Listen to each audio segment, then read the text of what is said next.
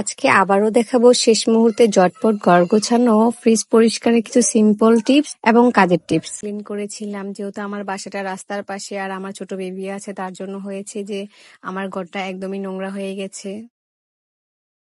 ফার্স্টে আমি ক্লিন করে নিয়েছিলাম আমাদের ডাইনিংটা, কারণ হচ্ছে দরজাটা যখনই খুলবো তো ফার্স্টের দিকে ডাইনিংটাই পড়ে, তো ফার্স্টেই আমি ডাইনিংটা ভালোভাবে টেবিলটা ক্লিন করে নিয়েছি। দেন আমি ক্লিন করে নিলাম আমাদের অতিথি ঘর বা লিভিং রুমটা, কারণ এই দিন এসে সবাই ওখানেই বসবে, তার জন্য আমি চেষ্টা করেছি ভালোভাবে ঝাড়ু দিয়ে ক্লিন করে রাখতে। আর চলে গেলাম আমাদের বেডরুমে, সেখানে যে আলমারি থেকে একটা নতুন বেড কভার নামিয়ে নিলাম, যেহেতু আগের বেড কভারটা কিছুটা নষ্ট হয়ে গিয়েছে, তার জন্য ভাবলাম যে এটা চেঞ্জ করে নতুন একটা বেড কভার দিয়ে দিই, তাহলে রুমটা দেখতেও ভালো লাগবে আর ফ্রেশও লাগবে।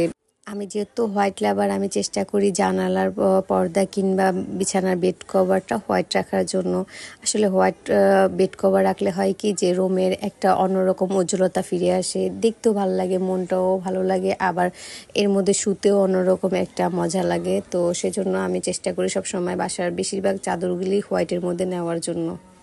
কিন্তু দুঃখের ব্যাপার হচ্ছে যে আমার ছোট বেবি, তো ও সারাক্ষণই খেলাধুলা করে, খাবার এখানে সেখানে ফেলে রাখে, দেখা যায় যে হোয়াইট চাদরের 12টা বেজে যায়। তার জন্য আমার দৈনিক 2টা চাদর কন্টিনিউয়াসলি চেঞ্জ করাই লাগে। তো কিছু করা থাকে না, ছোট বেবি, ওদেরকে বকাঝকা করা যায় না, যেহেতু ওরা বোঝে না, তার জন্য হয় যে আমাকে চেঞ্জ করিয়ে নিতে হয়। আর এক কাজ 3-4 বার করার লাগে, এটাই খুব প্যারা দেয়। সত্যি কথা বলতে ছোট বেবি হলে যে কি প্যারা, যারা এটা ফেস না করে তারা বুঝতে পারবে না। এর মধ্যে খালা আসার কথা সকালে, তো সে আসেনি, এখন দেখা যাচ্ছে যে একা হাতে আমাকে সব সামলাতে হয়। তারপর আমাদের এই দেয়ালটা খালি পড়েছিল, আমি চেষ্টা করলাম এখানে কিছু একটা দেওয়ার জন্য, পরে আমার নিজের বানানো একটা ফ্লাওয়ার বাস এখানে আমি সাজিয়ে রাখলাম। তো চলুন আমার সাথে আপনারাও আমার গুছানো ফাইনাল লুকটা দেখে নেবেন। ফার্স্টেই যাব আমরা ড্রয়িং রুমের দিকে। দেখুন ড্রয়িং রুমটা কিভাবে ক্লিন করেছি, কত সুন্দর হয়েছে তাই না? অল্প সময়ের মধ্যে চটজলদি আসলে এভাবেই সাজাতে হয়, কিছু করা থাকে না, যেহেতু এর আগেও আমি একবার ক্লিন করেছিলাম, তারপর আবারও করে নিলাম আর কি। তারপর আবার যাব আমার বেডরুমে। তো দেখুন আমার সিম্পল রুমটা আমি চেষ্টা করেছি সিম্পলভাবে রাখার জন্য, খুব একটা চেঞ্জ আমি এখানে আনিনি, এখানে জাস্ট উপর দিয়ে ক্লিন করেছি আর বেড কভারটা চেঞ্জ করেছি। দেন এটাকে আমি যেরকম ছিল ওরকমই রেখে দিয়েছি, খুব একটা পরিবর্তন করিনি। কেমন লাগলো আমার বেডরুমটা আপনারা আমাকে কমেন্ট করে জানাতে পারেন।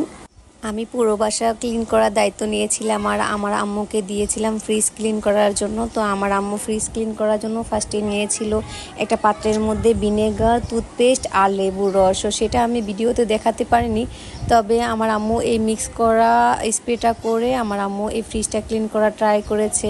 আমাদের ফ্রিজটা যেহেতু অনেক পুরনো, তার জন্য হয়েছে যে অনেক সময় নিয়ে এটাকে ক্লিন করতে হয়, যেহেতু এটা চাইলেই চটজলদি সব ময়লা উঠে যায় না, পুরনো ফ্রিজ যেহেতু, তার জন্য চেষ্টা করেছে আমার আম্মু এবার একটু ভিনেগার, লেবু আর টুথপেস্ট মিক্স করা মিক্সার দিয়ে, তো চেষ্টা করেছি আমরা আসলে যতটুকু উঠানো। তো আপনারা দেখবেন যে লাস্ট ফাইনাল লুক তো আমি অবশ্যই দেখাবো, দেখবেন যে এটা কতটা ক্লিন হয়েছে।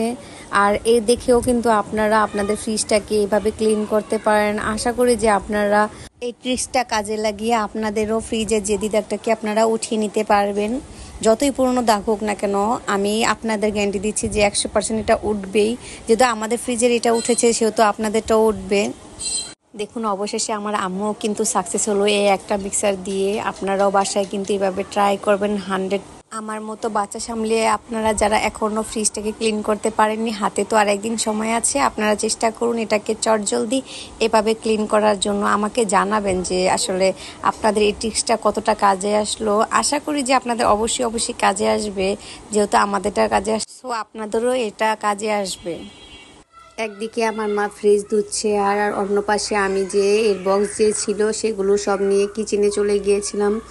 কিচেন থেকে ভালো করে ধুয়ে আবার এগুলো আমি শুকাতে দিলাম। ফ্রিজে নর্মালি যে খাবারগুলো ছিল সবগুলো আমি নামিয়ে একটা বলের মধ্যে এভাবে রেখে দিয়েছিলাম। তো যাই হোক, আর কথা বাড়াবো না। তো আমি আর আমার মা সারাদিন এত কাজ করার পর দেখাবো আপনাদেরকে ফাইনাল লুকে ফ্রিজটা আসলে কতটা ক্লিন করতে আমরা পেরেছি। ট্রিক্সগুলি কাজে লাগিয়ে দেখুন আমাদের ফ্রিজটা কতটা ক্লিন হয়েছে। বুঝতেই পারতেছেন যে এর আগের লুকটা কীরকম ছিল, এত পুরনো ফ্রিজটাও এখন কতটা ধবধবে সুন্দর ফ্রেশ মনে হচ্ছে না, যেন একটু আগেই কিনে নিয়ে আসছি এরকম মনে হচ্ছে। এতটা ক্লিন হয়েছে আমাদের ফ্রিজটা। আপনারাও এভাবে হাতে কয়েক মিনিট সময় নিয়ে আমাদের মতো ট্রিক্স কাজে লাগিয়ে ফ্রিজটা ক্লিন করতে পারবেন খুব অল্প সময়ের মধ্যে, ঝামেলা ছাড়াই। সারাদিন ব্যস্ততার পর আমি আর আমার মেয়ে একটু বারান্দায় দাঁড়িয়েছিলাম, দেখি যে কতগুলো বাচ্চা দুষ্টামি করছে। পরে একটু পর দেখি যে ও মা, এখানে তো গরু দেখার জন্য বাচ্চারা এইভাবে দাঁড়িয়ে আছে। নিচে বাচ্চাদের দেখে আর গরু দেখে আমার মেয়ে মহা খুশি। ওর আনন্দ দেখে মনে হচ্ছে যে ঈদ মনে হয় যে আজকেই শুরু হয়ে গেল। আসলে ঈদ আসার আগ মুহূর্তটা না ঈদ ঈদ ফিল হয়, সেটাই ভালো লাগে। ঈদের দিন থেকে আসলে ঈদটা ওরকম ভাবে ভালো লাগে না, ঈদ আসবে আসবে এটাই মজা।